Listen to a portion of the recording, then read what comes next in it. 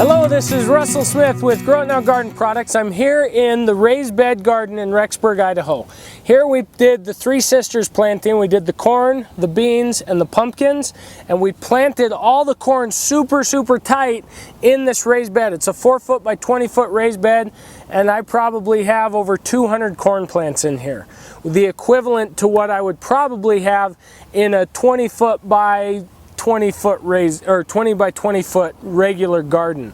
Now, a couple things I've learned from planting inside of a raised bed when you do corn and beans and pumpkin: you don't need the pumpkin. The pumpkin's purpose is to keep the weeds down, and in this case the weeds don't need to be kept down because it's so packed in there. So just do the corn and the beans.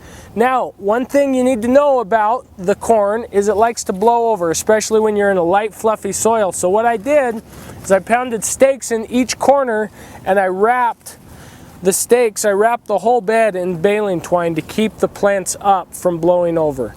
Now, one thing about the corn and the beans are growing right up the corn. It's really easy to reach in here and to grab beans that are ripe and ready to be picked. For the last couple nights we've eaten beans, and it has just been wonderful. It's really easy to get in there and pick them. The corn keeps the beans up. They crawl up the corn and they just hang, and it's just been really great. Now, a tip and trick for planting corn in a tight space is the issue you're going to run into is pollination.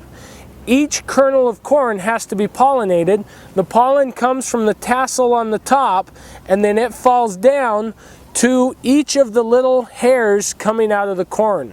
So each of those hairs has to get a little bit of pollen on them in order for a kernel to be produced.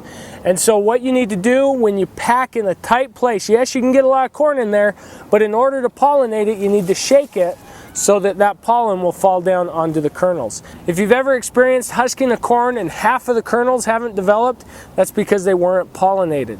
So there's your tip and trick. When growing in tight spaces, yes, you can plant your corn 4 to 6 inches apart, but you do have to come out and shake it every day once those tassels are up so that that pollen will fall down onto the hairs.